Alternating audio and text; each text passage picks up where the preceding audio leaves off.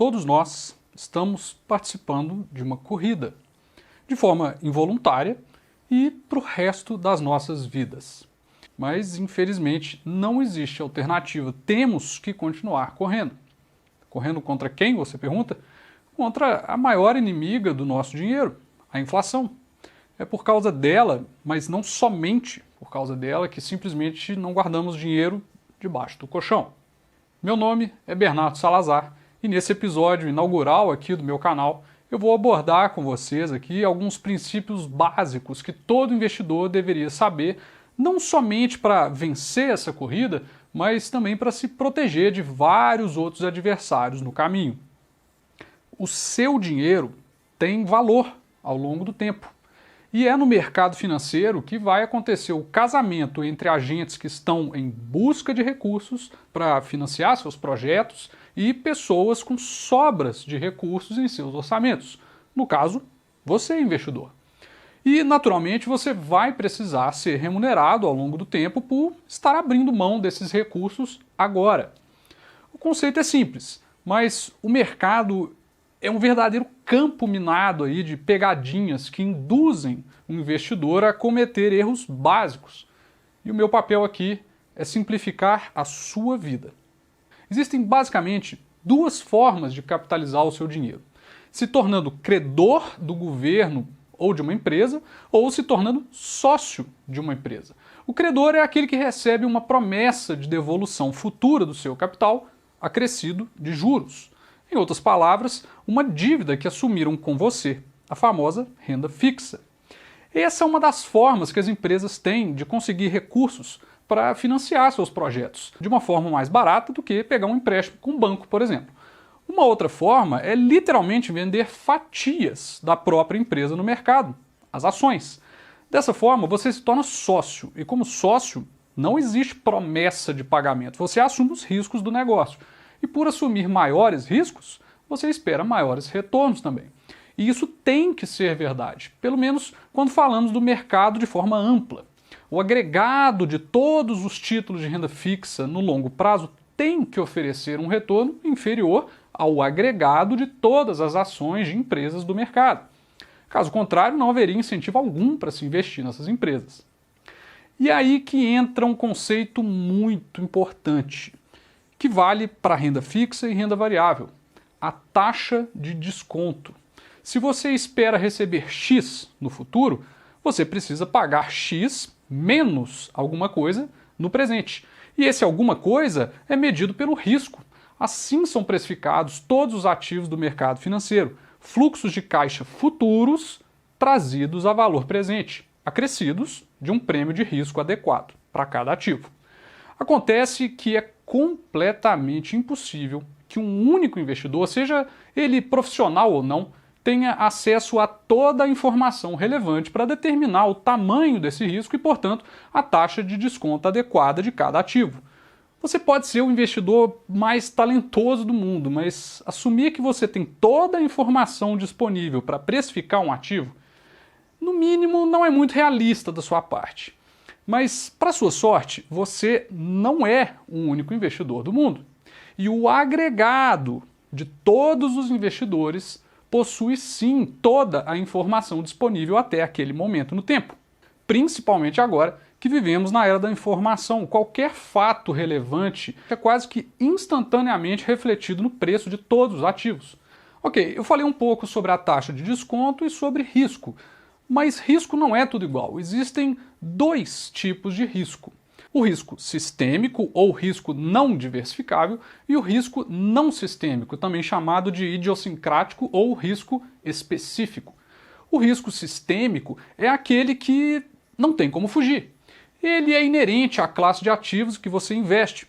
O coronavírus é um exemplo. Ninguém poderia prever a sua chegada e todos os ativos do mercado sentiram seu impacto. Já o risco não sistêmico é aquele risco específico de cada empresa, de cada negócio. Uma barragem de rejeitos que se rompe, um escândalo de corrupção, um incêndio na fábrica. E a única ferramenta que existe para que você minimize ou até mesmo elimine esses riscos é a diversificação. Esse é o único almoço grátis do mercado. Se fosse possível comprar todas as empresas listadas nas bolsas de valores do mundo todo, você eliminaria o risco não sistêmico de todas elas ao mesmo tempo. Concorda? E aqui eu deixo um spoiler. Sim, é possível. Com essas informações, parece bastante sensato que os investidores assumam que não possuem nenhuma vantagem competitiva no mercado e se contentem com o retorno médio que ele tem para oferecer.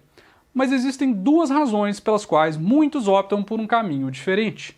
Uma delas, a mais comum, é quando os investidores acreditam ali que possuem uma informação que o mercado não tem, ou que poucos têm, e por isso possuem uma vantagem em relação aos demais, conseguindo assim extrair valor extra do mercado.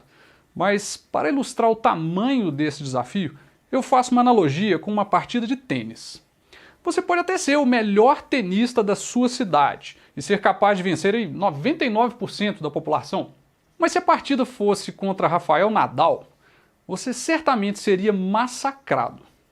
No mercado financeiro, por outro lado, mesmo que você seja o equivalente aí ao Rafael Nadal dos investimentos, a maioria dos demais investidores profissionais estaria no mesmo nível que você. Imagine um grande slam de tênis, onde todos os participantes jogam como Nadal. O resultado seria absolutamente imprevisível, puramente atribuído à sorte. É o que acontece com a indústria de fundos ativos de ações. Estatisticamente, a vasta maioria deles perde para o desempenho do mercado neutro, justamente porque um compete contra o outro. E quando subtraímos as exorbitantes taxas de administração cobradas por eles, o que era para ser uma chance aí de 50%, né, de escolher um desses fundos vencedores, se torna míseros 8% em períodos acima de 15 anos. A outra razão para se ter um portfólio diferente do mercado amplo pode ser, por exemplo, para introduzir fatores de risco maiores do que o do próprio mercado na sua carteira, que historicamente ofereceram maiores retornos. E isso pode sim fazer sentido, em especial para investidores aí com um horizonte de investimento bastante grande, aí estamos falando acima de 20 anos, tá? Mas esse é um assunto muito extenso que eu certamente irei abordar em vários outros vídeos. Se eu tivesse que escolher um único fator apenas, que eu considero como o mais crítico na construção de um portfólio, seria o horizonte de investimento. Horizonte esse que é derivado dos diferentes objetivos que a sua carteira visa alcançar, né? Quer trocar de carro em 3 anos? Existe um produto ideal para esse prazo. Precisa de algo que te ofereça liquidez imediata para imprevistos? Esse produto também existe. O objetivo é se aposentar daqui a 30 anos. Títulos de curto prazo podem não te proteger da inflação nesse período, e as ações seriam um caminho mais seguro. Mas, para resgate daqui a 6 meses, seria um belo de um tiro no escuro devido à enorme volatilidade. Depois de ter todos os seus objetivos traçados e finalmente uma carteira montada a fim de atingir esses objetivos, é que vem a parte difícil. Para a maioria dos investidores, pelo menos, seguir a estratégia.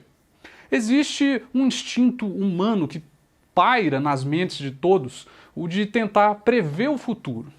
O futuro é assustador para a maioria de nós, porque não temos nenhuma informação confiável sobre ele, exceto uma.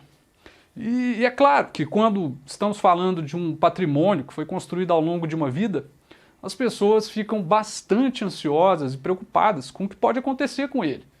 Em qualquer momento, você vai encontrar material abundante na mídia e nas redes sociais sobre a grande crise que está por vir nos próximos meses. E se você der ouvido a essas previsões e se desviar do seu plano, adivinha? Ninguém sabe quando será a próxima crise. E se diz que sabe, é charlatão. Se tentar prever o que parece óbvio já é tarefa difícil, imagine todos esses eventos aleatórios que as pessoas insistem em ignorar e subestimar. Você previu o 11 de setembro? O coronavírus? A guerra na Ucrânia? Existe sempre algum evento transformador desses a caminho e que você nem desconfia. Então, como preparar o seu portfólio para uma possível recessão? As recessões não são uma possibilidade, e sim uma certeza. elas certamente virão. Portfólios passivos são muito mais eficientes do que portfólios reativos. Se você acredita que esse conteúdo tem valor para você, considere se inscrever no canal. Isso é muito importante para mim e esse é o primeiro de muitos vídeos que eu farei por aqui e tenho plena confiança de que posso te ajudar a investir de forma mais eficiente, racional, empírica e independente. Um grande abraço a todos.